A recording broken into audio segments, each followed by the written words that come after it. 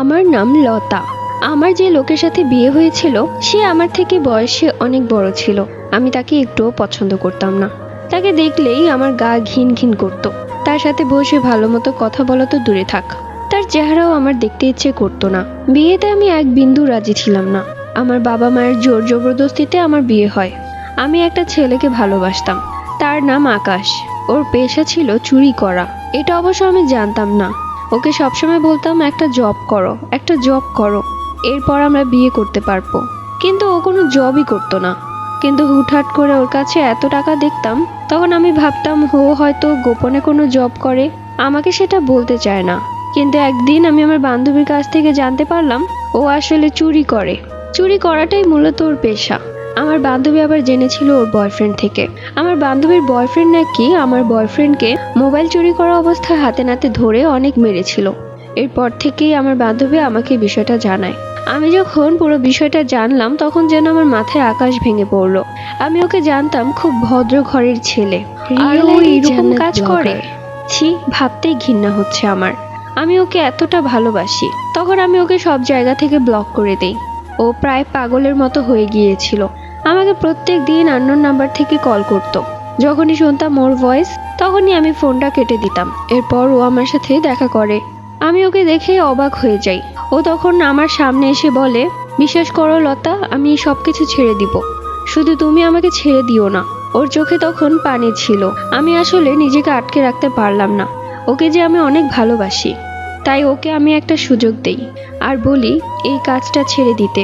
এরপর ও সত্যি সত্যি এই কাজটা ছেড়ে দেয় আর জব করার জন্য অনেক চেষ্টা করতে থাকে। এরই মধ্যে আমার বাবা মা আমার বিয়ের সম্বন্ধ আনে। আমি তখন এক এক করে 3টা বিয়ের সম্বন্ধ ভেঙে দেই।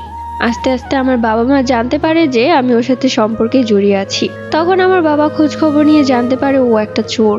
এই কথা জানতে পেরে আমার বাবা আমাকে খুব মারে। আর পরিশেষে এই বয়স্ক লোকটার সাথে আমাকে জোর জবরদস্তি বিয়ে করিয়ে দেয়, তাও তাদের মৃত্যুর ইমোশনাল ব্ল্যাকমেল করে। আমি পারিনি নিজের কথা রাখতে। আমার বিয়ের কথা শুনে আকাশের অবস্থাও খুব খারাপ। ও বিষ খেয়েছে, জানি না বেঁচে আছে কিনা। কিন্তু আমার জীবনটা কি এভাবেই থাকবে? ঠিক তখনই আমার বয়স্ক স্বামী ঘরে আসে আর আমাকে বলে, কি ব্যাপার লতা, জানালার বাহিরে তাকিয়ে কাঁদছো কেন? বাবা মায়ের কথা খুব মনে পড়ছে? আমি তখন রাগান্বিত স্বরে বললাম, এই আপনার সমস্যা কি? আপনি আমার সাথে কথা বলবেন না। আপনি আমার সাথে কথা বলার আগে একটু ভেবে দেখবেন আপনি আমার থেকে কত বড় আর আপনার বয়স কত বেশি। এরপর সেই লোকটা চলে যায়। এভাবে দিন কাটতে লাগলো। আমি যেন আস্তে আস্তে মরে যাচ্ছি এই বন্ধ ঘরে। এভাবেই দিন কাটতে লাগলো। আমি যেন বন্ধ ঘরে দম আটকে মরে যাব। বাবার বাড়ি যাওয়া ছেড়ে দিয়েছি, সেখানেই বা কেন যাব? তারাই তো আমার জীবনটা নষ্ট করে দিয়েছে। আর আমার যার সাথে বিয়ে হয়েছে তিনি সারাক্ষণ ভাবে কিভাবে আমার মন ভালো করা যায়। সে চেষ্টায় তার কোনো কমতি নেই। আমার জন্য কাচের চুড়ি কিনে নিয়ে আসে, আইসক্রিম নিয়ে আসে, মুভির টিকিট নিয়ে আসে। কিন্তু আমি কখনোই তার সাথে মুভি দেখতে যাই না। সেগুলো সেভাবেই পড়ে থেকে নষ্ট হয়ে যায়। আমার জন্য পছন্দের শাড়ি কিনে নিয়ে আসে, কিন্তু কোনোভাবেই আমার মন গলে না। একদিন সে আমার খুব কাছে এসে আমার মুখ চেপে বলে, আচ্ছা লতা, তুমি আমাকে বিয়ে করেছো কেন যদি এভাবেই থাকতে হয়? আমি তো তোমার স্বামী, আমার কি কোনো চাহিদা নেই তোমার থেকে? আমি তখন রাগান্বিত স্বরে বললাম, তোর মতো বুড়ো লোকের আবার চাহিদা? এই বলে সজোরে আমি তার গালে একটা চড় মারি আর বলি, নেক্সট টাইম আমার সামনে আসতি না। সে তখন কাঁদো কাঁদো চোখে আমার দিকে তাকিয়ে রইল কিছুক্ষণ, যেন তার চোখ দিয়ে পানি গড়িয়ে পড়লো। এরপর সে আস্তে করে রুম থেকে চলে যায়। আমি আর সেই দিকে তাকাইনি। আমি মরে যাই নিজের দুঃখে, আর সে এসেছে তার চাহিদা নিয়ে। এই পুরুষ জাতি এরকমই, মেয়েদের মন বুঝে না। আর আজ বুঝলাম এইসব চুড়ি শাড়ি এগুলো দেওয়ার কারণ কি। যাই হোক, এরপর থেকে আমি আমার মতো চলা শুরু করে দিলাম। আমার কথা হচ্ছে, যেহেতু আমাকে আমার বাবা মা এই লোকের কাছে বিয়ে দিয়ে দিয়েছে, তাই আমার বাবা মায়েরও আমার উপর কোনো অধিকার নেই। এখন আমার যা ইচ্ছা আমি তাই করব। এতে বিরক্ত হয়ে যদি লোকটা আমাকে ডিভোর্স দিয়ে দেয় তাহলে আমি নিজেই মুক্তি পাবো। এরপর থেকে আমি ছোট ছোট কাপড় পরা, বাহিরে বের হওয়া, ফেসবুকে ছেলে মেয়েদের সাথে কথা বলা ইত্যাদি সব কিছু শুরু করলাম, যেরকমটা কিছু বাজে মেয়েরা করে থাকে। ফেসবুকে এমনই এক লম্পটের সাথে কথা হয় আমার। তখন সেই লম্পট আমাকে বলে, তুমি এখানে আসো, এখানে খুব সুন্দর একটা নাইট ক্লাব আছে। আমিও তখন বললাম ঠিক আছে। এরপর ছোট একটা ড্রেস পরে আমিও সেই নাইট ক্লাবে চলে যাই। সেখানে গিয়ে আমরা অনেক ফ্রেন্ডস হয়, তাও আবার সব ছেলে ফ্রেন্ডস। তাদের সাথে নাচা গানা, এমনকি আমি ড্রিঙ্কসও করেছি। তখন আমি আসলে আমার জীবনের মূল্যটাই ভুলে গিয়েছিলাম। যেন মনে হচ্ছিল এইসব করে যেন আমি জীবনের শান্তি খুঁজে পাচ্ছি। আমার জীবন তো এমনিই ধ্বংস হয়েই গেছে, তাই বাকি জীবনটাও আমি ধ্বংস করে দিব। তো এরকম প্রত্যেক দিনই চলতো। যখন রাত 2টা-3টায় বাড়িতে ফিরতাম, তখন দেখতাম সেই বয়স্ক লোকটা আমার অপেক্ষায় খাবার টেবিলে বসে আছে। আমি খাবার খেয়েই আসতাম বাহির থেকে, তবুও তার দিকে না তাকিয়েই ঘরে গিয়ে শুয়ে পড়তাম। আর হ্যাঁ, যেদিন তাকে চড় মেরেছিলাম তারপর থেকেই তার সাথে আমি আর ঘুমাই না এক রুমে। তার রুম আলাদা, আমার রুম আলাদা।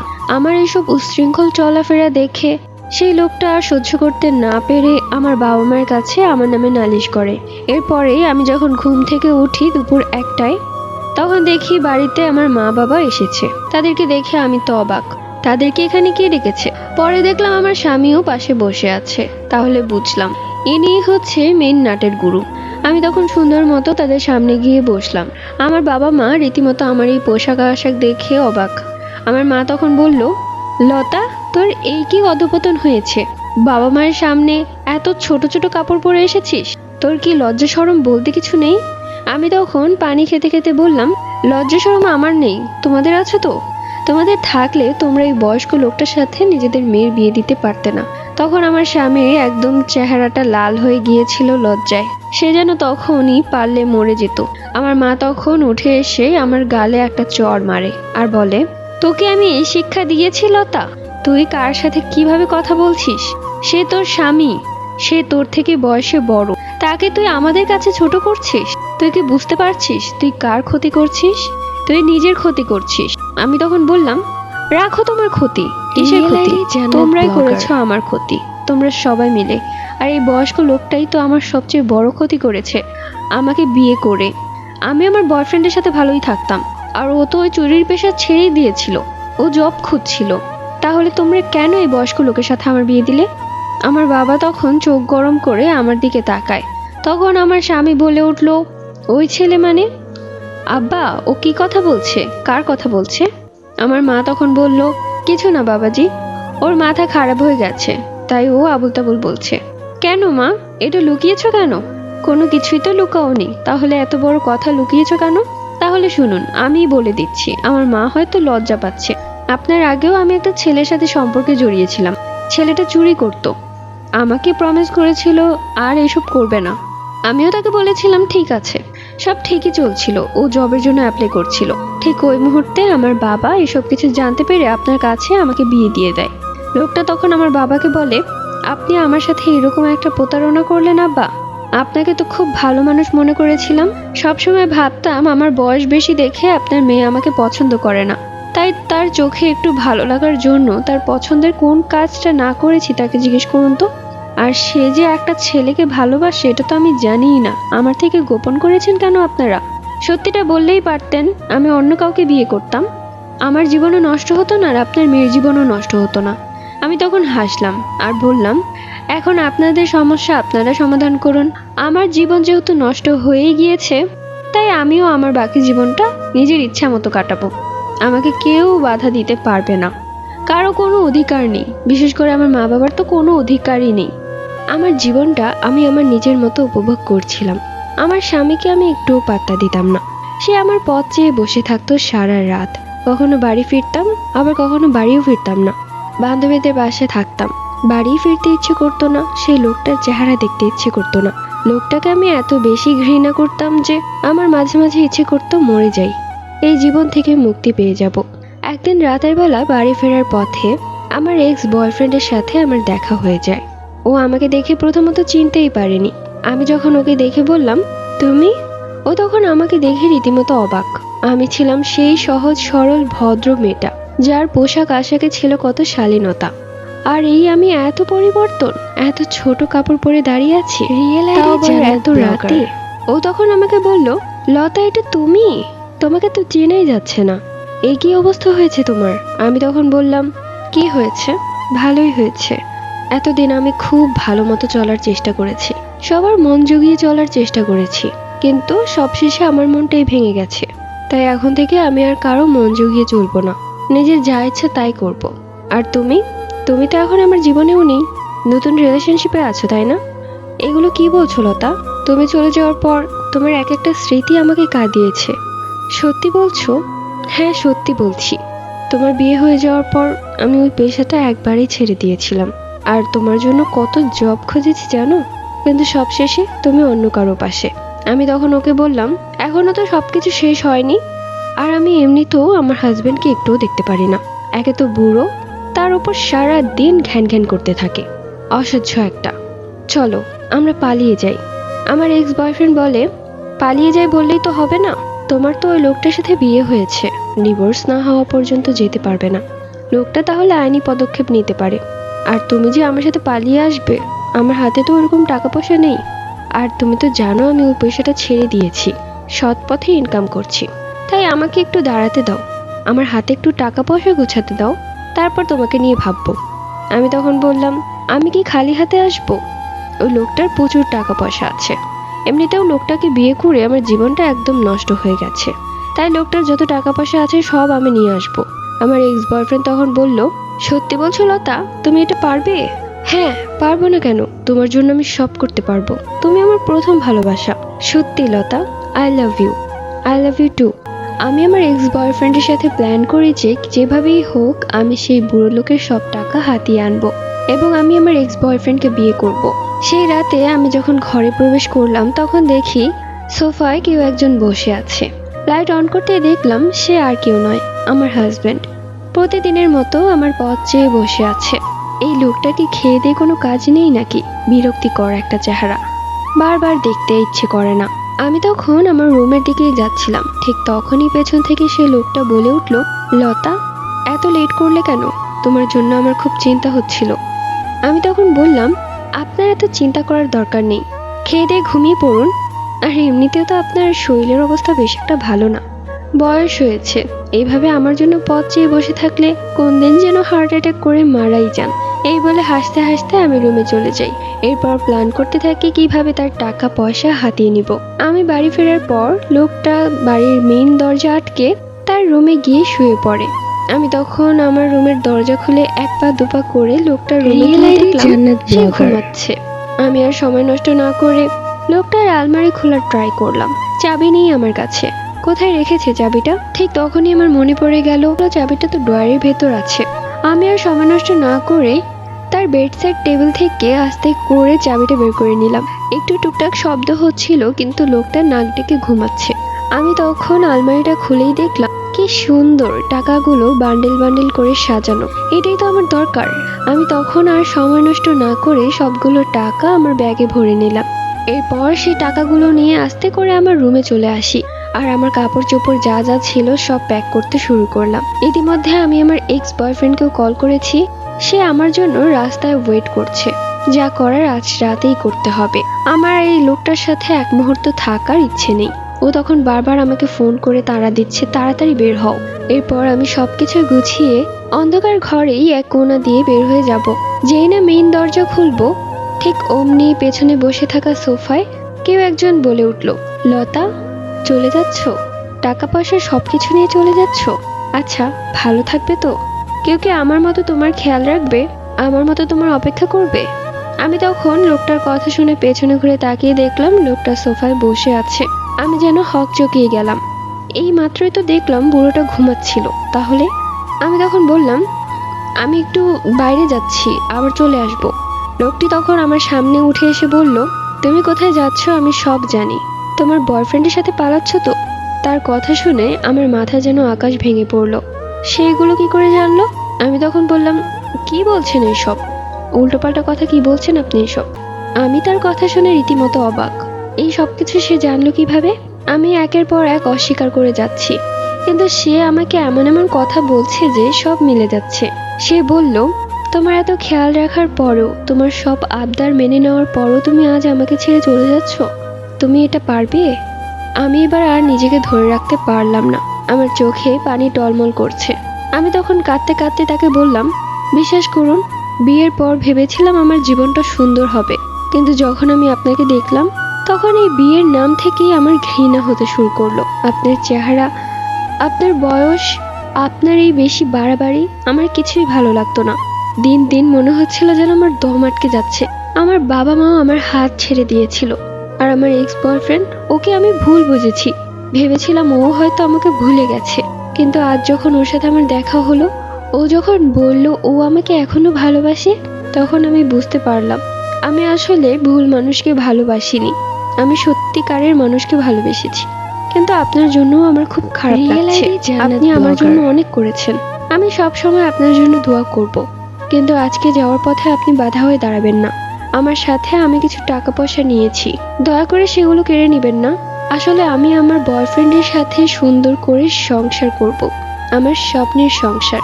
যাকে ভালোবেসেছিলাম তাকে বিয়ে করব। দয়া করে আপনি আর বাধা হয়ে দাঁড়াবেন না আমাদের মাঝে। লোকটির চোখে মুখে তখন চিন্তার ছাপ এবং তার চোখে পানি। সে বলল, লতা, আজ আমি সত্যি ব্যর্থ। তোমাকে এত বোঝানোর পরেও, এত ভালো করে রাখার চেষ্টা করেছি, তারপরেও আমি কখনোই তোমার মন পাইনি, আর জানি কখনো পাবোও না। তোমার চোখে তো আমি এক বয়স্ক লোক। আমি সত্যি তোমাকে অনেক ভালোবেসেছিলাম লতা। আমার আপন বলতে তুমি ছাড়া আর কেউ নেই। ভেবেছিলাম তোমাকে ভালোবেসে তুমিও আমাকে ভালোবাসবে, এরপর দুজন দুজনকে নিয়ে সুখে শান্তিতে সংসার করব। কিন্তু আজ তুমি আমাকে একা করে চলে যাচ্ছ।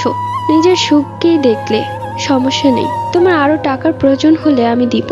আমি এটা বুঝে গিয়েছি যে কাউকে ভালোবেসে আটকে রাখা যায় না। তুমি আমাকে ক্ষমা করে দিও। আমি তো অনেক চেষ্টা করেছি, কিন্তু আমি তোমার মনের মতো হতে পারিনি। তুমি এখন যার সাথে পালিয়ে যাচ্ছ তাকে নিয়ে সুখে থেকো, এটাই আমার কামনা। এরপর আমি আর এক মুহূর্ত সেখানে না থেকে চলে আসি। আর সে কাঁদছিল। তার দিকে আর ফিরে তাকায়নি। এমনিতে তার প্রতি তো কোনো ভালোবাসা নেই, উল্টো মায়াও আসবে না। যাই হোক, বাহিরে বের হয়ে দেখলাম আমার এক্স বয়ফ্রেন্ড দাঁড়িয়ে আছে। লতা, তুমি এসেছো? টাকাগুলো এনেছো? হ্যাঁ, এনেছি। কোথায়? আমার কাছে দাও। আমি তখন আমার এক্স বয়ফ্রেন্ডকে টাকার ব্যাগটা দিয়ে দিলাম। তখন ও আমাকে বলল, চলো, আমি সব ব্যবস্থা করে রেখেছি, আমাদের জলদি করতে হবে, নয়তো ও বুড়োটা জেনে যাবে। আমি তখন বললাম, ও তো সব জানে। আমি চলে যাওয়ার পরই আমার হাজব্যান্ড, সেই বয়স্ক লোকটা আমার বাবাকে কল করে আর আমার বাবাকে বলে যে সে আমাকে ডিভোর্স দিয়ে দিবে, যাতে করে আমার নতুন জীবনে কোনো ঝামেলা পোহাতে না হয় আমাকে। তখন আমার বাবা বলে, কি হয়েছে, আমরা সবকিছু সমাধান করব। কথা বলার মাঝখানেই আমার হাজব্যান্ড হার্ট অ্যাটাক করে। ওপাশ থেকে আমার বাবা হ্যালো হ্যালো করে যাচ্ছিল, আর এই দিক থেকে আমার হাজব্যান্ড গোঙাচ্ছিল। তখন আমার বাবার কাছে বিষয়টা অস্বাভাবিক লাগে। তখনই আমার বাবা আর মা দৌড়ে আসে আমার বাড়িতে। সেই বাড়িতে তো আমি ছিলাম না, সেই লোকটা ছিল। তখন আমার বাবা মা এসে দেখে লোকটা মাটিতে পড়ে আছে, মুখ দিয়ে গ্যাজলা বের হচ্ছে এবং তার অবস্থা খুবই খারাপ। তখন আমার বাবা মা জরুরি ভিত্তিতে তাকে হসপিটালে ভর্তি করে। এইদিকে এত কিছু হয়ে গেছে, আমি আবার ওইসব জানতাম না। আমি তো আমার এক্স বয়ফ্রেন্ডকে পেয়ে অনেক বেশি হ্যাপি। নিজের জীবন নিয়ে কত স্বপ্ন। আমি তখন আমার এক্স বয়ফ্রেন্ডের সাথে বাসে উঠেছিলাম, আর সেই বাস চলে যাচ্ছে কক্সবাজার। সিটে ঘুমিয়ে চোখ বন্ধ করেই আমি ভাবছি, যার সাথে পালিয়ে এসেছি তার সাথে আমার সুন্দর সংসার হবে, আমার বাচ্চা হবে, তাদের নিয়ে কত সুখে থাকবো। হঠাৎ করে বাসটা থেমে পড়লো। আমার আচমকা স্বপ্নটাও ভেঙে গেল। আমি তখন তাকিয়ে দেখলাম নীরব রাস্তা, চারিপাশে ঘুটঘুটে অন্ধকার। আমি তখন আমার বয়ফ্রেন্ডকে বললাম, এই কি হয়েছে, গাড়ি থামিয়েছে কেন? ও তখন বলল, আমিও তো বুঝতে পারছি না। ঠিক তখনই আমাদের বাসে 4-5 জন লোক মুখ ঢাকা অবস্থায় গাড়িতে ওঠে। তাদের হাতে ছিল বড় বড় ছুরি, যা দেখে রীতিমতো আমার গায়ের লোম দাঁড়িয়ে গেল। এরপর লোকগুলো সবাইকে ভয় দেখাচ্ছিল আর বলছিল, যা যা আছে সব বের কর। আমার বয়ফ্রেন্ড তখন সেই টাকার ব্যাগটা আমার কাছে দিয়ে বলল, এই ব্যাগটা তাড়াতাড়ি সিটের নিচে লুকিয়ে ফেলো। আমি তখন তাড়াতাড়ি ব্যাগটা সিটের নিচে লুকিয়ে ফেলি। ঠিক ওই মুহূর্তে ডাকাতের একটা লোক আমাদের এখানে চলে আসে আর বলে, পুটলিটা বের কর, কি লুকিয়েছিস দেখি। আমি তখন ভয় ভয় বললাম, না কিছু না তো।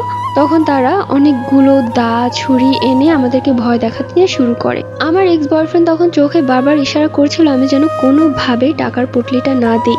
কিন্তু আমি এতটাই ভয় পেয়েছিলাম যে আমার এক্স বয়ফ্রেন্ডকে যখন গলা ছুরি ধরলো, তখন আমি তাড়াতাড়ি করে সেই টাকার ব্যাগটা ওদেরকে দিয়ে দিই। আর সেই টাকার ব্যাগ দেখে ওদের চোখ তো যেন জ্বলজ্বল করছিল।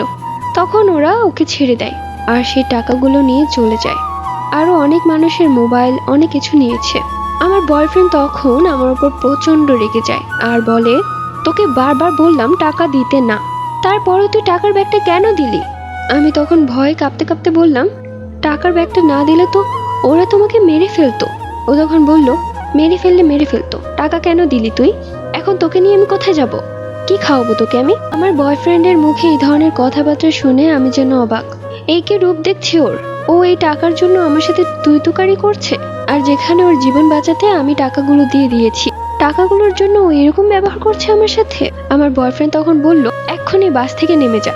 আমি তখন কাঁদতে কাঁদতে বললাম, আমি বাস থেকে নেমে কোথায় যাব? কোথায় যাবি আমি জানি না, তুই টাকা কেন দিলি? সত্যি বলছি, তোমাকে ওরা মেরে ফেলতো তাই দিয়েছি, আমাকে ওরা মারতো না। তুই টাকা কেন দিয়েছিস? আমাকে ওরা মারতো না, ওরা একটু পরে চলে যেত, তুই কেন টাকাটা ওদেরকে দিলি? এই বলে ও আমার চুলের মুঠি ধরলো। আমি তখন রীতিমতো অবাক হয়ে যাচ্ছি ওর কর্মকাণ্ড দেখে। আকাশ, তুমি আমার সাথে এগুলো কি ধরনের ব্যবহার করছো? আমার বয়ফ্রেন্ড তখন বলল, চুপ শালি, কত কষ্ট করে টাকাগুলো হাতিয়ে এনেছিলাম, এখন তো এলাকায় মার খেয়ে চুরির পেশাটাও ছেড়ে দিতে হয়েছে। কিভাবে চলছে আমি তুই জানিস? হাতে একটা টাকা মাত্র নেই, আর তুই এতগুলো টাকা ওই ডাকাতগুলোকে দিয়ে দিলি। তুই যেহেতু টাকা সব দিয়ে দিয়েছিস, তাহলে তুই আমার কি কাজে আসবি? তুই এখনই বাস থেকে নেমে যা, কক্সবাজার যাওয়া হবে না আর। এরপর ও আমাকে বাস থেকে ধাক্কা মেরে নামিয়ে দেয়। আমি রীতিমতো অবাক ওর ব্যবহার দেখে। ও আমার সাথে এগুলো করতে পারলো, নাকি এটা আল্লাহর বিচার? আমি সেই বয়স্ক লোকটাকে কাঁদিয়েছি বলে এগুলো কি তার অভিশাপ? খুব কাঁদছি আমি, মনের ভেতর এক অনুশোচনায় ভুগছি আমি। আমি তাহলে এক ভুল মানুষের হাত ধরেছিলাম, ভুল মানুষকে ভালোবেসেছিলাম, যে কিনা শুধুমাত্র টাকার জন্য আমাকে নিয়ে পালিয়ে যাচ্ছিল। নীরব রাস্তা, চারিপাশ অন্ধকার, আমি কোথায় যাব জানি না। এক দুইটা গাড়ি যাচ্ছে, এত ভয় লাগছে আমার, কিন্তু এই ভয় মনের কষ্টের কাছে কিছুই না। রাস্তা দিয়ে সোজা হেঁটে যাচ্ছি তো যাচ্ছি, কোথায় যাচ্ছি জানি না। চোখ দিয়ে পানি অনবরত পড়ছে। আমার জীবনটা কোথায় গিয়ে দাঁড়ালো? আমি আমার স্বামীর সাথে অনেক অন্যায় করেছি, যার কারণে আজ আমার সাথে এত বড় দুর্ঘটনা ঘটলো। আমি আমার সব হারিয়েছি, আর যাকে ভালোবেসেছিলাম, ভেবেছিলাম যে আমাকে ভালোবাসে, সেও আমাকে এত বড় ধোঁকা দিল। মাঝ পথে আমাকে এভাবে নামিয়ে দিল। এখন আমি কোথায় যাব? কোন মুখে আমি আমার স্বামীর কাছে ফিরে যাব? সে যে আমাকে আর মেনে নিবে না, আর আমি কোন মুখেই বা যাব তার কাছে? এই ভাবতে ভাবতে হঠাৎ করে একটা গাড়ি চলে আসে সামনে। আমি প্রচন্ড ভয় পেয়ে যাই। তখনই গাড়িটা থামিয়ে দেয়। গাড়ি থেকে এক ভদ্রমহিলা নেমে এসে বলে, চোখে দেখে না নাকি? এখনই অ্যাক্সিডেন্ট হতো। আমি তখন সেই মহিলাকে রিকোয়েস্ট করতে থাকি, আপু আমি খুব বিপদে পড়েছি, আমাকে একটু আপনার গাড়িতে করে কোথাও নামিয়ে দিবেন। তখন সে মহিলা বলল, কোথাও নামিয়ে দিব মানে? তোমাদের মতো মেয়েদেরকে খুব ভালো করে চেনা আছে, আর পোশাক আশাক দেখে তো মনে হচ্ছে না কোনো ভালো পরিবারের মেয়ে। নোংরামি করার জন্য আমার গাড়িতে উঠতে চাচ্ছ নাকি? আমাকে ফাঁসিয়ে টাকা নেওয়ার ধান্দা, তাই তো? এই বলে তিনি তার স্বামীকে বলল, এই চলো তো তাড়াতাড়ি। সেই মহিলাটা আমাকে অনেক গালাগালি করে তার হাজবেন্ডকে নিয়ে গাড়ি করে চলে গেল। আমি খুব কাঁদলাম, তাকে অনেক বোঝানোর চেষ্টা করলাম আমি খারাপ মেয়ে না, কিন্তু সে আমাকে খারাপ মেয়ে প্রমাণ করে চলে গেল। আমি রাস্তার ধারে বসে কাঁদতে শুরু করলাম। কিছুক্ষণ পর আরেকটা গাড়ি আসে। সে গাড়িতে ছিল একটা ছেলে। ছেলেটা আমার দিকে নোংরা চোখে তাকাতে লাগলো। আমাকে বলল, কি মিস, কোথাও যাবেন নাকি? আমার গাড়িতে চলুন, আমি নামিয়ে দিচ্ছি। তার চোখের ইশারায় বোঝা যাচ্ছে সে কতটা অভদ্র। আমি তখন বললাম, না আমি কোথাও যাব না। সে আমাকে অনেক বিরক্ত করতে থাকে। আমি তখন বললাম, যাব না বলেছি তো, আপনি চলে যান। ঠিক তখনই পেছন থেকে একটা পুলিশের গাড়ি আসে। সে পুলিশ অস্বাভাবিক আচরণটি দেখে বলে, কি হচ্ছে এখানে? পুলিশকে দেখে সেই ছেলেটা গাড়ি নিয়ে চলে যায়। এরপর পুলিশকে আমি সবকিছু খুলে বলি। পুলিশ তখন আমাকে বলে, আপনার পোশাক আশাক দেখে তো মনে হয় না কোনো ভালো পরিবারের মেয়ে, আর কোনো ভালো পরিবারের মেয়ে এত রাতে এত নির্জন রাস্তা কি করবে? যাই হোক, আপনার ঠিকানা বলুন, আমরা নামিয়ে দিচ্ছি আপনাকে। এরপর আমি আমার হাজবেন্ডের বাসার ঠিকানা বলি তাদেরকে। তারপর তাদের সাথে আমি চলে আসি বাড়িতে। লজ্জায় মাথা নিচু করে বাড়িতে ঢুকতেই দেখলাম দরজায় তালা মারা। কোথায় গেছে সে? পুলিশ তখন বলল, এটাই কি আপনার বাড়ি? জি স্যার, এইটাই তো আমার বাড়ি। এটাই যদি আপনার বাড়ি হয় তাহলে তালা মারা কেন? আপনি কি তাহলে আমাদেরকে মিথ্যে বলেছেন? আমি তখন কাঁদতে কাঁদতে বললাম, সত্যি বলছি, আমি মিথ্যে বলিনি। দাঁড়ান, আমি আমার মাকে কল করছি। এরপর পুলিশের ফোন দিয়ে আমি আমার মাকে কল করি। আমার মা তখন কল ধরেই কান্নাকাটি শুরু করে দেয় আর বলে, তুই কোথায় আছিস? আমরা হসপিটালে, তোর স্বামীর অবস্থা খুব খারাপ, তাড়াতাড়ি চলে আয়। এই কথা শুনে আমি পুলিশকে নিয়ে সোজা হাসপাতালে চলে যাই। পুলিশ তখন আমার বাবা মায়ের সাথে কথা বলে এবং তারা চলে যায়। আমার বাবা খুব লজ্জিত আমার এসব আচরণের কারণে। আমার মা আমার গালে চড় মেরেছে, তবুও আমি খুব লজ্জিত।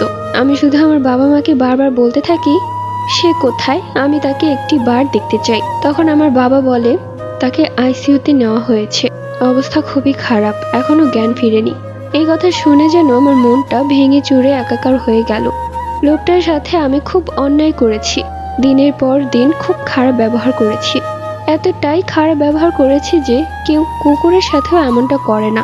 আজ আমি খুব লজ্জিত। আমি নিজের ভুলের কারণে তার টাকা পয়সাও শেষ করে দিয়েছি। কিছুক্ষণ পর ডাক্তার বেরিয়ে এসে বলল, রোগীর জ্ঞান ফিরেছে। সে বারবার লতা নামটা বলছে। আচ্ছা, লতাকে, সে একটু আমাদের সাথে আসুন। তার মুখে এই কথা শুনে আমার মনটা আরো খারাপ হয়ে গেল। এত কিছুর পরেও আমার নাম ধরে ডাকছে, আমাকে এত ভালোবাসে সে। আমি আসলে এতদিন ভুল মানুষকে ভালোবেসে গিয়েছি। আমি তখন ডাক্তারের পিছু পিছু আইসিইউ রুমে গিয়ে দেখলাম সে একটু একটু তাকিয়েছে। আমাকে দেখে তার চোখ দিয়ে এক ফোঁটা পানি গড়িয়ে পড়ল। আমি তখন প্রচন্ড লজ্জিত এবং খুব কাঁদছিলাম। আমি তখন আস্তে আস্তে তার কাছে যাই।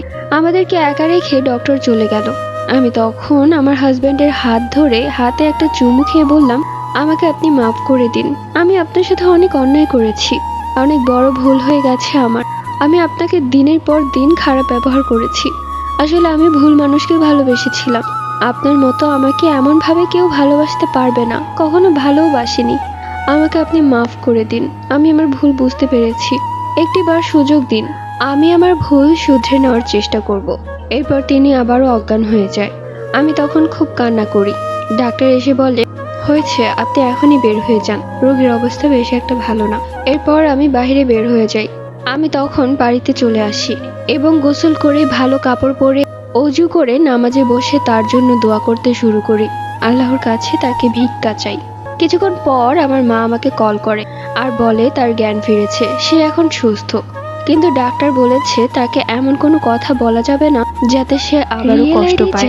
মূলত এই কষ্টের কারণে সে হার্ট অ্যাটাক করেছিল। এরপর তাকে বাড়িতে আনা হলো। তাকে বাড়িতে আনার পর তার সমস্ত খেয়াল দেখাশোনা আমি করতাম, কখন কি লাগবে না লাগবে সব। সে আমার সেবায় আস্তে আস্তে সুস্থ হয়ে যায়। তারপর তার পছন্দের যে কয়টা শাড়ি আমাকে কিনে দিয়েছিল, আমি একে একে সবগুলো শাড়ি পরি এবং তাকে নিয়ে বিকেলে হাঁটতে বের হতাম, ঘুরতে যেতাম, খুব মজা করতাম। তার সাথে কাটানোর সময়গুলো ছিল অনেক সুন্দর। তাকে আস্তে আস্তে আমি অনেকটাই ভালোবেসে ফেলি। এতটাই ভালোবেসে ফেলেছি যে তাকে ছাড়া এখন আমি আর বাঁচতে পারবো না। সে আমার সব। সেও আমাকে অনেক ভালোবাসে। তার সাথে আমার সুন্দর মুহূর্ত কাটে। মাস ঘুরতেই আমি জানতে পারলাম আমি প্রেগনেন্ট। সে অনেক খুশি, আমার বাবা মাও অনেক খুশি। আমি তাকে নিয়ে আমার বাবা মায়ের বাড়িতেও যেতাম। এই সময়টাতে সে আমার অনেক খেয়াল রেখেছে। আমার পায়ে তেল মালিশ করে দেওয়া, আমার যখন যেটা খেতে ইচ্ছে করে সেটা সাথে সাথে নিয়ে আসা। এমনকি আমাকে ঠান্ডা পানি খেতে দিত না, যদি বাচ্চার ঠান্ডা লেগে যায় তাই। এরপর আমাদের একটা ফুটফুটে মেয়ে হয়। মেয়ে দেখে সে অনেক খুশি। মেয়ের নাম রাখা হয় নাফিসা। আমার মেয়ের বয়স এখন 3 বছর। আমি, সে আর আমার মেয়ে, এই তিনজনকে নিয়েই আমাদের সুখের সংসার। এর মধ্যে একবার আমার এক্স বয়ফ্রেন্ড আমাকে কল করেছিল।